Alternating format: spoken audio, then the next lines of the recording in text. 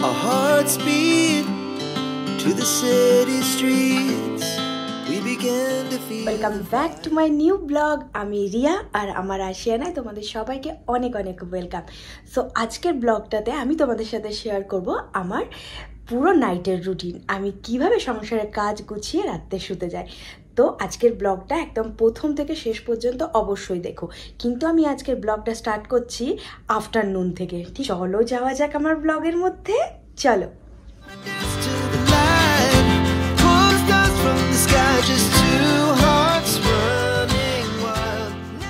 Good মর্নিংও বলা যাবে না, কি বলবো, গুড আফটারনুনও, হ্যাঁ গুড আফটারনুন বলা যেতে পারে, কারণ 12টা পেরিয়ে গেছে। আজকে অনেক লেট করে ব্লগ স্টার্ট করছি, কারণ একদমই আমার মাথাতে ছিল না যে আমি ব্লগ স্টার্টই করিনি।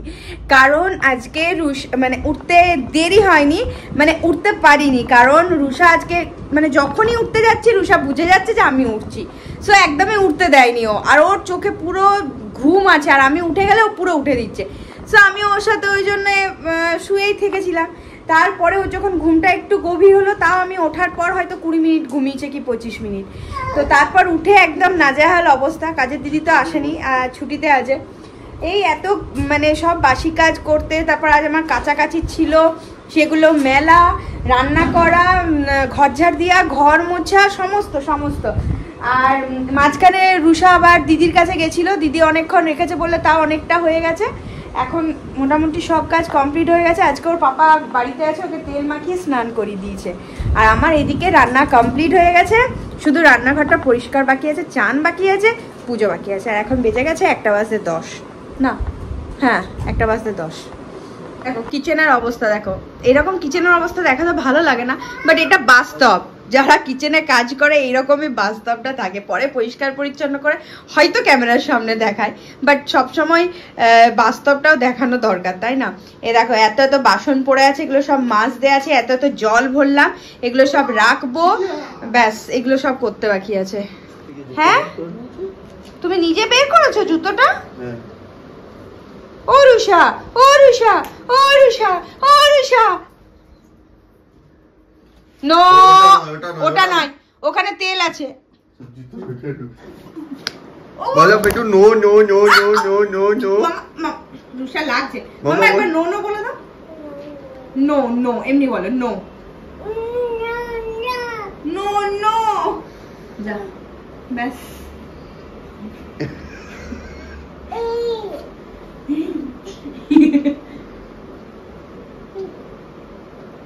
এটা আমার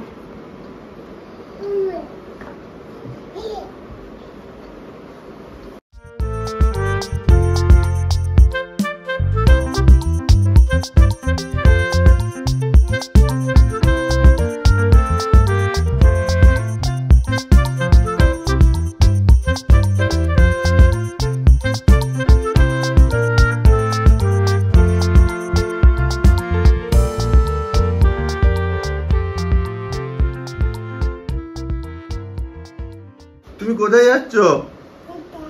টাটা যেতে হবে তোমাকে?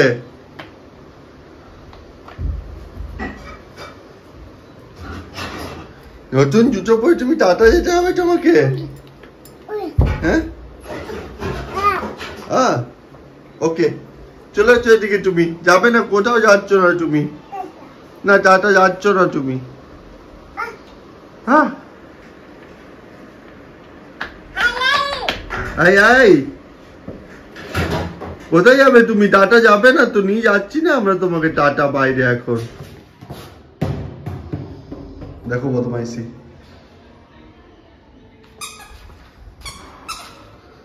এবার বলছেন উনি নামবেন। ওটা তো ওইদিকে যাও, ওইদিকে যাও। নো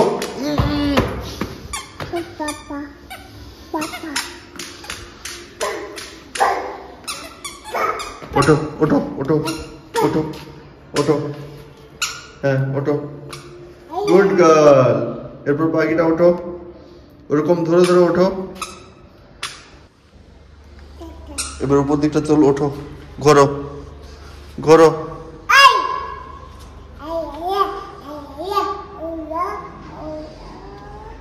পড়েছে খাবার জন্য। ব্যাস, খাবার কই? খাবে না?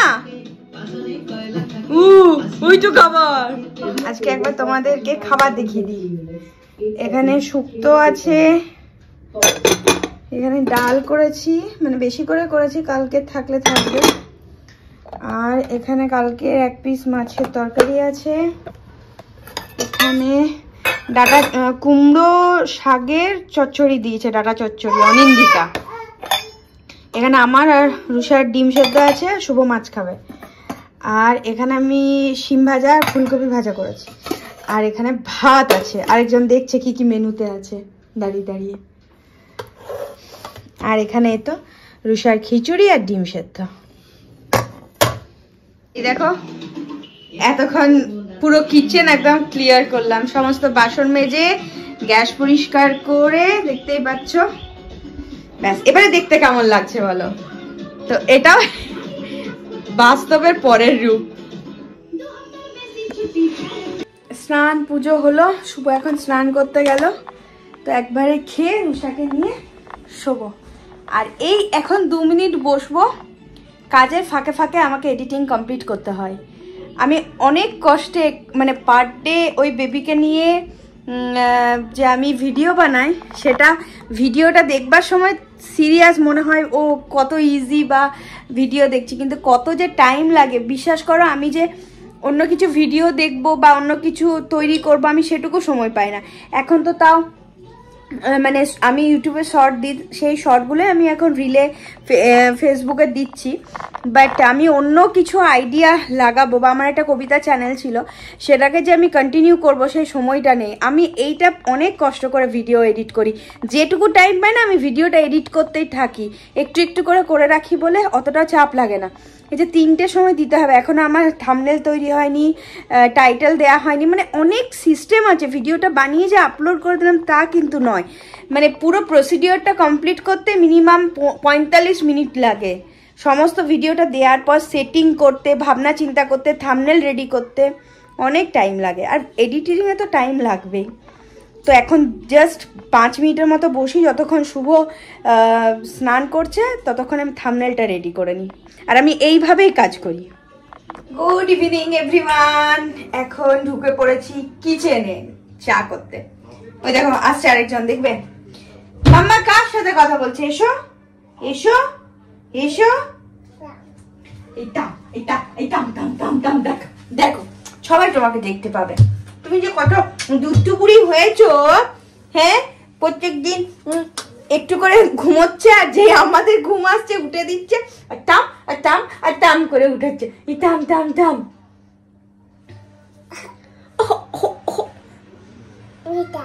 এইটা এইটা এইটা এইটা। ও মাম্মা পাপা চা খাবে, তুমি কি খাবে? তুমি কি খাবে? তুমি মাম্মা খাবে? একবার বলে দাও তো, ও রিয়া। একটা জিনিস রুষা শিখেছে, দেখবে মাম্মা, ফিঙ্গার কই, ফিঙ্গার এই যে। আর রুষা চিক্স কই, চিক্স চিক্স চিক্স, এই যে চিক্স দেখো, এই যে, হ্যাঁ এইটা এইটা চিক্স। এটা এখন রিহার্সাল চলছে, আর অ্যাড হয়েছে ও সিলেবাসে ফিঙ্গার।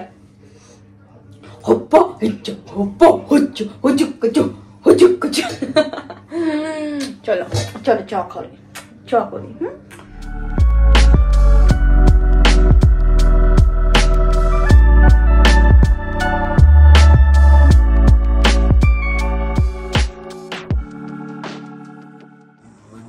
আজকে চা খেতে খেতে 6:10 বেজে গেছে, হালকা হালকা অন্ধকার হচ্ছে। আমি ব্যালকনির লাইটটা জ্বালিয়েছি। হ্যালো হ্যালো, এসছেন আজকে হ্যালো করতে। রুষা ডেকে নিয়ে এলো, পাপা পাপা।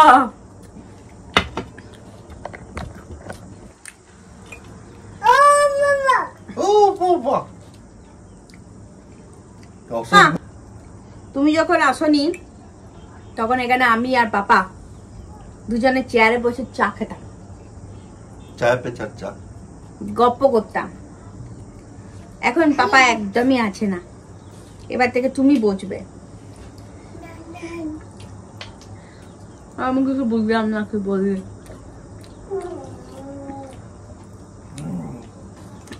আস্তে চল, আস্তে আস্তে চলো। গাড়ি আসছে, সাইডে সাইডে গাড়ি আসছে। কি করে এক্সাম শেষ হয়ে গেছে, তার জন্য আমরা এখন মোমো খেতে এসেছি। মোমো মোমো মেয়ের এমএ এক্সাম শেষ হয়ে গেছে। তোর বার্থডে সামনে?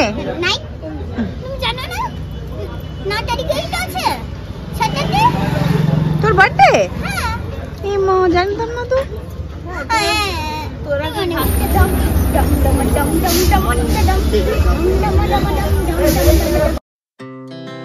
Our hearts beat to the city streets.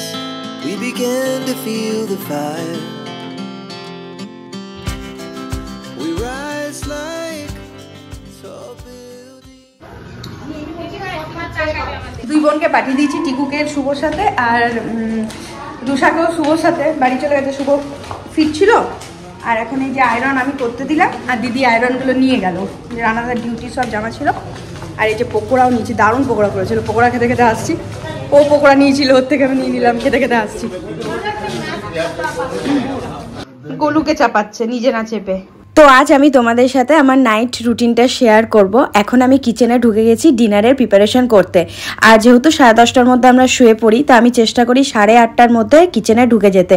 যদি তরকারি না করা থাকে তাহলে আরেকটু আগে ঢুকে যায়, কারণ তরকারিটাও বানাতে একটু টাইম লাগে। আর যদি আমার সকালে তরকারি করা থাকে তাহলে 8:30 নাগাদ ঢুকলেই হয়। সো এখন আমি ছানা বানালাম একটুখানি, আর তারপরে রুটি করব। রুটির আটা তো আমি একটু আগেই মেখে নিই, যাতে আটাটা একটুখানি মাখা থাকলে ভালো রুটিটা হয়। আর এখন রুটিগুলো সেঁকে নেব। তারপরে ওইদিকে আমার যেহেতু আজকে রাতের তরকারি করা আছে, তার জন্য আমি আজকে 8:30টার মধ্যে কিচেনে ঢুকে পড়েছি। আর এই যে রুষার জন্য ডাল, এটা একটু গরম করে নেব। আর সকালে বাঁধাকপির তরকারি করেছিলাম, তো সেই বাঁধাকপির তরকারিটাও এখন আমি মাইক্রোওয়েভে দিয়ে দেবো গরম করার জন্য।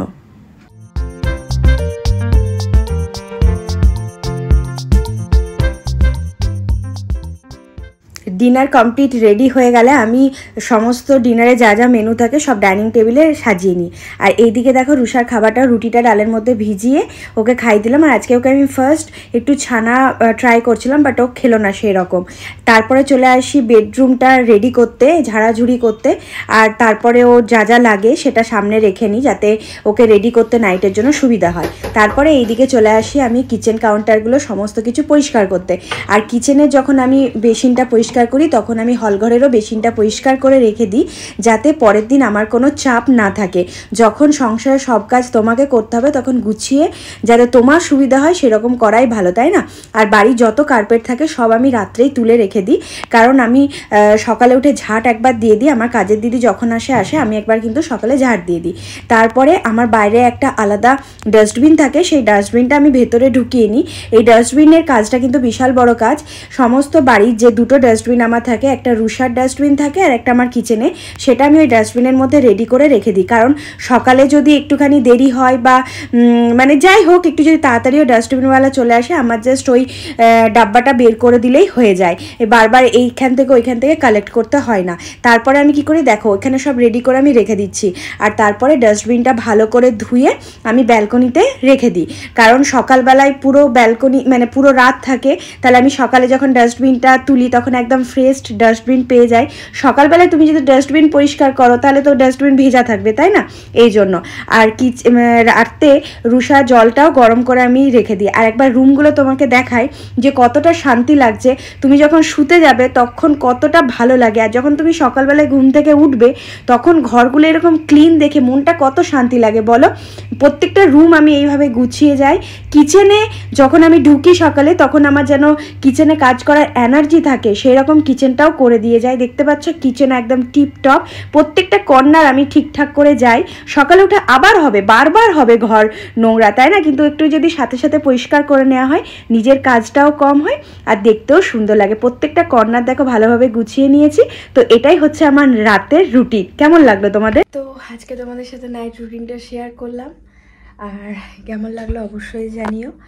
আর এরপর শুতে যাব। আর যেহেতু আজকে ভাবলাম আমি নাইটে কীভাবে অ্যারেঞ্জমেন্ট করে মানে কতটা কাজ গুছিয়ে শুতে যায়, পরের দিনে যাতে চাপ না থাকে, তো সেটা শেয়ার করতে যে একটু ক্যামেরা সেট করে করতে হয়, তো একটু লেট হয়ে গেল। আর রুষা ঘুমিয়ে গেছে, এখন বেজে গেছে 11টা, আর আমিও শুতে যাচ্ছি। তো চলো আজকে আর গুড নাইট রুষাকে বলানো হলো না। সো কালকে আবার নিউ ব্লগে তোমাদের সাথে দেখা হবে। ততক্ষণের জন্য সবাইকে গুড নাইট, টাটা, শুভরাত্রি, বাই।